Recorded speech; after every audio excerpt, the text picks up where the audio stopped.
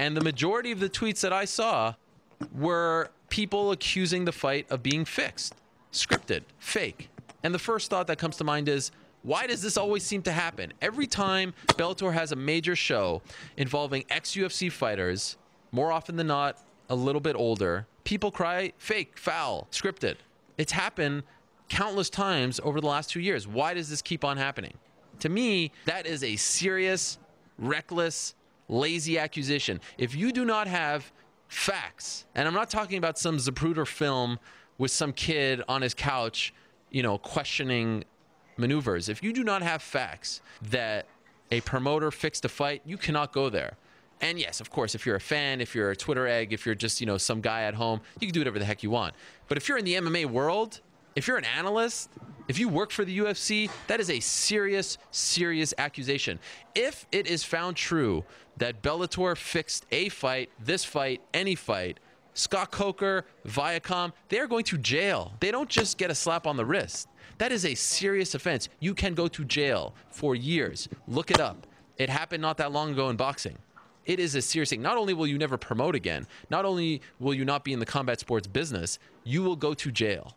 Do you think that's worth it for everyone involved? And so I see all these people saying, this was fake, this was fixed. They showed this clip of Tito Ortiz kind of tapping, like, I don't even know what he's doing. Clearly not really tapping. I mean, his fingers are moving. And I'm trying to wrap my head around it. Why would Bellator fix a fight to have Tito win? If you're going to fix a fight, it's going to be for Chael to win. That's the guy sticking around. That's the future. That's the guy that you're paying all this money for. It's not for Tito who's leaving to win. Now, of course, you could say Bellator wasn't a part of it. Bellator has nothing to do with it. Maybe it was between them. Why would they do it? And then you have to ask yourself this as well. Is it because of Chael's past? Is it because of the fact that, you know, Tito is a polarizing guy? Is it because Bellator skirts the line? Is it because their show kind of looks like a pro wrestling show?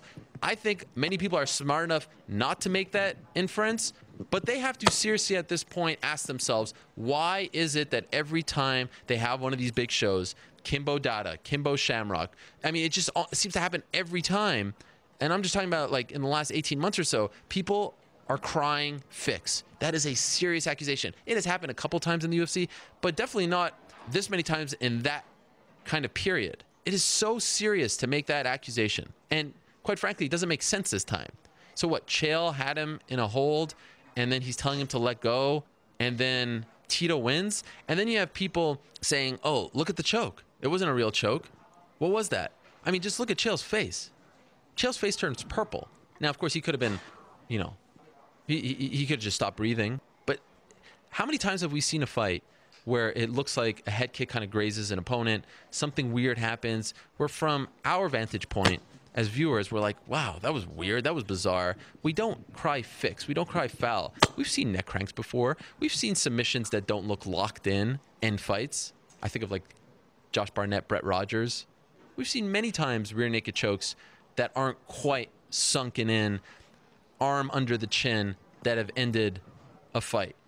You know, the pressure on your jaw. I've seen this before, but this time people are crying foul. And I was disappointed to see, you know, Dan Hardy's tweet. Dan Hardy doesn't say that looked fake. He was saying that was fake. That was scripted. That is a serious, serious accusation. If you're a UFC employee, if you're working for the UFC, you can't make that accusation. If you do not know for sure, to me, it is reckless. It really is. And it's bad for the sport. It is bad for the sport. I don't care who signs your paychecks. That is bad for the sport of mixed martial arts to make those accusations, to put that out there.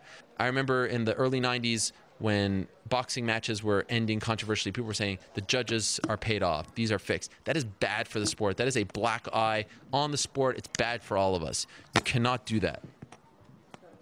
Look, I can't sit here and say that fight wasn't 1,000% fixed, or excuse me, you know, like nothing foul happened, because I don't know for sure. I wasn't a part of it.